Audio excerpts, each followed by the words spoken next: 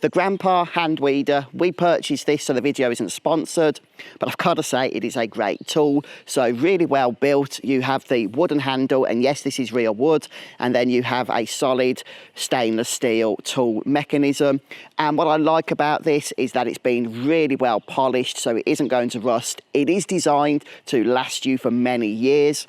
And you have this leverage mechanism here, which means the actual weeding itself is dead easy and effortless. So of course, yes, we have the sharp point up here, and what you do is you make sure that you push that into the center of the weed itself, and then use this leverage here on the ground, and the weed just plucks up, as I say, without any issue.